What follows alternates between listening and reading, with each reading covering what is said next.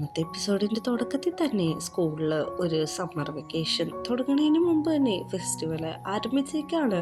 അതിനു വേണ്ടിയിട്ട് എല്ലാവരും ഓരോ സാധനങ്ങൾ പ്രിപ്പയർ ചെയ്യുന്നതിൻ്റെ തിരക്കിലാണ്. ഹിയോക്കി ആണെങ്കിൽ ഒരു വോയിസ് ഓവർ പറയുന്നുണ്ട്. നമ്മുടെ വാട്ടറായി ഇഷ്ടമെന്ന് പറഞ്ഞാൽ ഞാൻ ഇതുവരെ ഒരു എസ്സോ നോയോ തിരിച്ച് പറഞ്ഞിട്ടില്ല.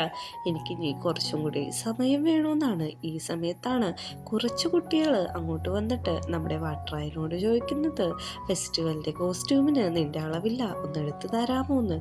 ഹിയോക്കിയുടെ അടുത്ത് വാട്ടറായി ചോദിക്കുന്നുണ്ട്, എന്നെ ഒന്ന് അളവെടുക്കാൻ വേണ്ടിയിട്ട് ഒന്ന് ഹെൽപ്പ് ചെയ്യുമെന്ന്. അങ്ങനെ നമ്മുടെ ഹിയോക്കി ആണെങ്കിൽ വാട്ടറായുടെ അളവുകളെല്ലാം എടുക്കുന്നുണ്ട്. അവന് ചെറിയ ടെൻഷൻ ആവുന്നുണ്ട്, കാരണം അത്രയും ക്ലോസ് ആയിട്ടായിരുന്നു അവർ നിന്നുകൊണ്ടിരുന്നത്. ട്രായ ആണെങ്കിൽ അവനോട് പറയുന്നുണ്ട്, ഇങ്ങനെ ടെൻഷൻ അടിച്ച് അതിൻ്റെ ഫേസ് കാണാനായിട്ട് നല്ല ക്യൂട്ടാണെന്ന്.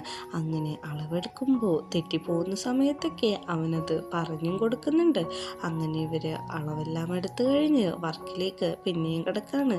ആ സമയത്താണ് കൂട്ടുകാരൻ വന്നിട്ട് പറയുന്നത്, ഹിയോക്കി നിനക്കൊരു വിസിറ്റർ ഉണ്ട്, 3 പേരുണ്ട്, വേഗം ചെല്ലാനായിട്ട്. ഇത് കേൾക്കുന്ന വാട്ടറായാണ്, ആരാണ് ഇവനെ കാണാൻ വന്നേക്കുന്നത്, എന്താണ് കാര്യമെന്ന് പറഞ്ഞ് ഭയങ്കര ദേഷ്യപ്പെട്ട് ആ 3 പിള്ളേരുടെ അടുത്തേക്ക് ചെല്ലാണ്.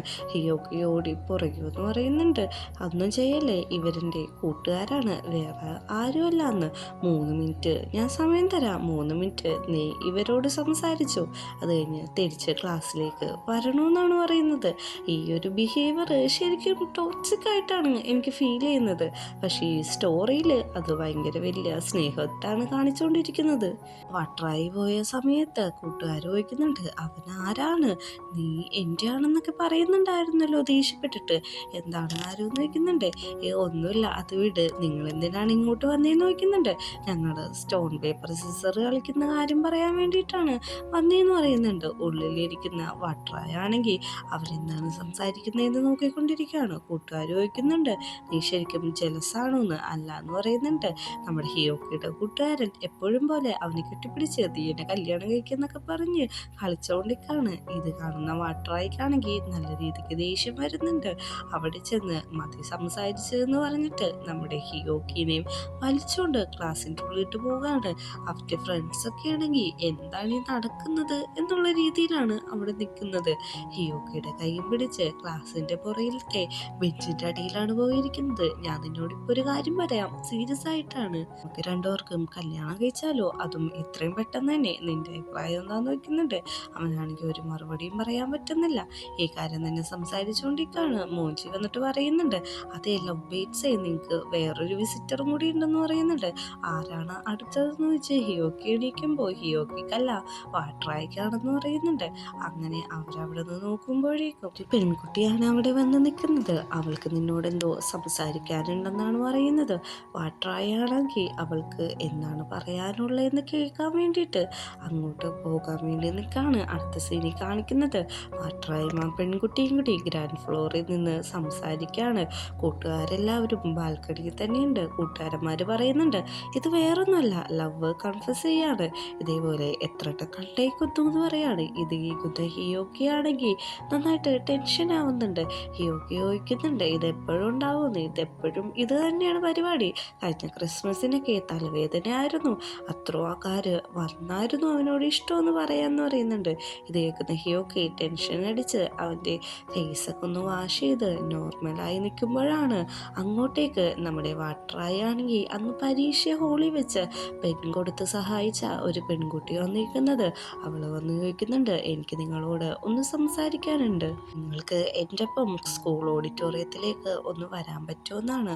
അവനാണെങ്കിൽ ഒന്ന് ആലോചിച്ചിട്ട് എസ് മോളാണ്. അങ്ങനെ ആ പെൺകുട്ടിയുടെ ഒപ്പം സ്കൂൾ ഓഡിറ്റോറിയത്തിട്ട് പോകുന്നത് വാട്ടറായി കാണുന്നുണ്ട്. അവിടെ ചെന്ന് കഴിയുമ്പോഴേക്കും ഹിയോക്കി ചോദിക്കുന്നുണ്ട്, എന്താണ് നിനക്ക് എന്നോട് പറയാനുള്ളതെന്ന്. ആ പെൺകുട്ടി മടിച്ച് തൻ്റെ പോക്കറ്റിൽ നിന്ന് ഒരു ലവ് ലെറ്റർ എടുക്കുന്നുണ്ട്. അത് നേരെ ഹിയോക്കിക്ക് നേരെയാണ് നീട്ടുന്നത്. പെട്ടെന്ന് തന്നെ ഹിയോക്ക് ടെൻഷൻ ആവാണ്. ഇത് നിനക്ക് വേണ്ടിയിട്ടല്ല, വാട്രായ്ക്ക് വേണ്ടിയിട്ടാണ്. ഇത് നീ അവനൊന്ന് കൊടുക്കണം, എനിക്ക് നേരിട്ട് കൊടുക്കാൻ ധൈര്യമില്ല എന്ന് പറയുന്നുണ്ട്. പക്ഷെ ഹിയോക്കി പറയുന്നത് ഇത് എനിക്ക് കൊടുക്കാനായിട്ട് കഴിയില്ല, നീ വേണമെങ്കിൽ കൊടുത്തോളാനാണ് പറയുന്നത്. അവൾ പറയുന്നുണ്ട് പ്ലീസ് നിനക്കൊന്തൊന്ന് കൊടുക്കാൻ പറ്റുമോ? നമ്മുടെ ഹിയോക്കി ചോദിക്കുന്നുണ്ട് അവനിൽ നിനക്ക് എന്താണ് ഇഷ്ടപ്പെട്ടതെന്ന്. പെട്ടെന്ന് തന്നെ ആ പെണ്ണ് തിരിഞ്ഞു നിന്നിട്ട് പറയാണ് അവനൊരു കൈൻഡായിട്ടുള്ള പേഴ്സണാണ്, ഭയങ്കര പാവമാണ്, കോൺഫിഡൻസ് ഉള്ള പയ്യനാണ്. അവനെ ഇഷ്ടപ്പെടാതിരിക്കാൻ കാരണങ്ങൾ ഒന്നുമില്ല, അവനെക്കുറിച്ച് ഞാൻ കൂടുതൽ അറിഞ്ഞിട്ടുണ്ടെന്ന് പറയാണ്. ഇത് കേൾക്കുന്ന നമ്മുടെ ഹിയോക്കിക്കാണെങ്കിൽ സങ്കടമാവുന്നുണ്ട്. അവനൊന്ന് ആലോചിച്ചിട്ട് അവളുടെ കയ്യിൽ നിന്ന് ആ ലെറ്റർ മേടിക്കാണ്. അടുത്ത സീനി കാണിക്കുന്നത് സ്കൂളിലെ നമ്മുടെ ഹിയോക്കി ആണെങ്കിൽ ഈ ലെറ്ററും പിടിച്ച് വാട്രായുടെ അടുത്തേക്ക് നടക്കുന്നതാണ്. നടന്നു പോകുമ്പോഴും അവൾ പറഞ്ഞ ആ വാക്കാണ് അവൻ്റെ മനസ്സിലുള്ളത്. നമ്മുടെ വാട്രായിനെ കുറിച്ച് നന്നായിട്ട് മനസ്സിലാക്കിയിട്ടുണ്ടെന്ന്. വാട്രായി ഈ സമയം സ്കൂളിൻ്റെ ഒരു സൈഡിൽ നിൽക്കാണ്. അങ്ങോട്ട് ഹിയോക്ക് ചെല്ലുമ്പോഴേക്കും അവൻ ചോദിക്കാണ് ആ പെൺകുട്ടി എന്താണ് സംസാരിച്ചത്, നിന്നെ വിളിച്ചുകൊണ്ട് പോകുന്നത് ഞാൻ കണ്ടായിരുന്നു എന്ന്. അവൻ പെട്ടെന്ന് തന്നെ ആ ലെറ്റർ വാട്രായ്ക്ക് നേരെ നീട്ടാണ്. ഇത് കാണുന്ന വാട്രായാണെങ്കിൽ ദേഷ്യവും സങ്കടത്തിൻ്റെയും പുറത്ത് ആ ലെറ്റർ അങ്ങ് തട്ടിക്കളയാണ്. പെട്ടെന്ന് തന്നെ ഹിയോക്കിയുടെ മുഖമെല്ലാം മാറുന്നുണ്ട്, അവൻ്റെ കണ്ണ് നിറയുന്നുണ്ട്. ഇത് മനസ്സിലാക്കിയ വാട്രായി പെട്ടെന്ന് ആ ലെറ്റർ എടുത്തിട്ട് പറയാണ് സോറി, എനിക്ക് ദേഷ്യം വന്നിട്ടാണ്, കുറച്ചു നേരം ഞാൻ ഒറ്റയ്ക്കിരിക്കട്ടെ, അതിനുശേഷം ഞാൻ നിന്നോട് വന്ന് സംസാരിക്കാമെന്ന് പറഞ്ഞിട്ട് അവൻ അവിടെ നിന്ന് പോവുകയാണ്. കൂട്ടുകാരെല്ലാവരും കൂടി ഇത് കണ്ടിട്ട് സ്റ്റെപ്പിൻ്റെ പടിയിൽ തന്നെ സങ്കടപ്പെട്ട് നിൽക്കുന്നുണ്ടായിരുന്നു. അങ്ങനെ ഒറ്റക്ക് മാറിയിരിക്കുന്ന വാട്രായിൻ്റെ ഫോണിലേക്ക് മെസ്സേജുകൾ വരെയാണ്. പെട്ടെന്ന് തന്നെ ആർട്ട് ഗാലറിയിട്ട് എല്ലാവരും വാ, ഹിയോക്കി അവിടെ ഉണ്ട് എന്ന് പറയാണ്. ബാക്കി കൂട്ടുകാരന്മാർ എന്തെങ്കിലും പ്രശ്നമുണ്ടോ, എന്തു പറ്റിയെന്നൊക്കെ വാട്രായിനെ ഇളക്കാൻ വേണ്ടിയിട്ട് മെസ്സേജ് അയച്ചുകൊണ്ടിരിക്കുകയാണ്. ഇത് കാണുന്ന വാട്രായി ആണെങ്കിൽ നല്ല രീതിക്ക് പേടിക്കുന്നുണ്ട്. റൂമിലേക്ക് പെട്ടെന്ന് തന്നെ വാട്രായി ടെൻഷൻ അടിച്ചുകൊണ്ട് ഓടിപ്പോകാണ്.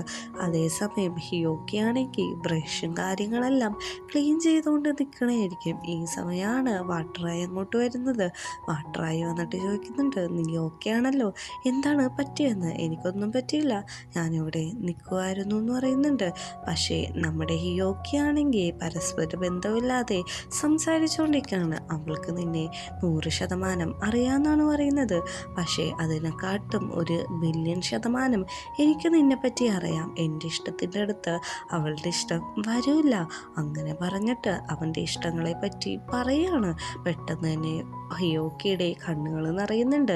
ഇത് മനസ്സിലാക്കിയ വാട്രായി ആണെങ്കിൽ അവനെ ചെന്ന് ഹഗ് ചെയ്യാണ്. അങ്ങനെ ഹിയോക്കിയെ സമ്മതിക്കാണ് എനിക്ക് നിന്നെ അത്രയധികം ഇഷ്ടമാണ്, വേറെ ആരും സ്വന്തമാക്കുന്നത് എനിക്ക് താല്പര്യമില്ല, എനിക്ക് നിന്നെ ഇഷ്ടമാണെന്ന് പറഞ്ഞുകൊണ്ടിരിക്കുകയാണ്. ഇത് നമ്മുടെ വാട്രായി ശ്രദ്ധിക്കുന്നുണ്ട്. അവനെ എണീറ്റിട്ട് ചോദിക്കുന്നുണ്ട് ഇപ്പം നീ എന്താ പറഞ്ഞത്, നിനക്ക് എന്നെ ഇഷ്ടമാണോന്നോ? അപ്പോഴേക്കും നമ്മുടെ ഹിയോക്കി പറയുന്നുണ്ട് അതെ, എനിക്ക് നിന്നെ അത്രയധികം ഇഷ്ടമാണ്, നിന്നെ നഷ്ടപ്പെടുത്താൻ ഞാൻ തീരുമാനിക്കുന്നത് ഇല്ല എന്ന്. വാട്രായി ആണെങ്കിൽ അവൻ്റെ മനസ്സ് തുറന്ന് സംസാരിക്കുകയാണ്. എല്ലാ ക്രിസ്മസിനും ഇതേപോലെ കുറേ പേര് എന്നോട് ഇഷ്ടമെന്ന് പറയും, അവരുടെ ഇഷ്ടങ്ങളിൽ ജെനുവിനായിട്ടുള്ള ആൾക്കാരുണ്ടാവും.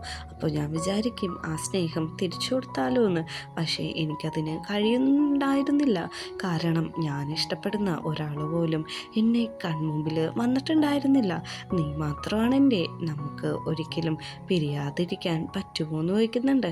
അങ്ങനെ രണ്ടുപേരും ഇഷ്ടം പറഞ്ഞ് അവിടെ വെച്ച് കിസ് ചെയ്യാനായിട്ട് ശ്രമിക്കുമ്പോഴാണ് ചുമക്കുന്ന ഒച്ച കേൾക്കുന്നത്. അവർ ആരാണെന്ന് നോക്കുന്നുണ്ട്, വേറെ ആരുമല്ല നമ്മുടെ ഗ്യാങ് തന്നെയായിരുന്നു.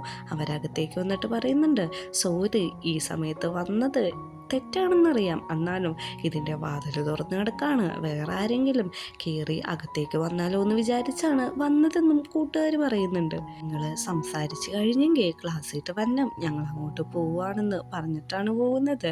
ഹിയോക്കി ചോദിക്കുന്നുണ്ട് നമ്മുടെ കാര്യം ഫ്രണ്ട്സിന് എല്ലാവർക്കും അറിയുമെന്ന്. അവർക്ക് ആദ്യമേ തൊട്ട് എല്ലാ കാര്യവും അറിയായിരുന്നു, അതുകൊണ്ട് നീ പേടിക്കണ്ട എന്ന് പറയുന്നുണ്ട്. വാട്രായി ആണെങ്കിൽ ഹിയോക്കിയുടെ കവിളത്ത് ഒരു കിസ് കൊടുക്കുന്നുണ്ട്. എന്നിട്ട് പറയുന്നുണ്ട്, എൻ്റെ ഫേവറേറ്റ് ആയിട്ടുള്ള പേഴ്സണ് മാത്രമാണ് ഞാൻ കിസ് കൊടുക്കാറുള്ളൂ.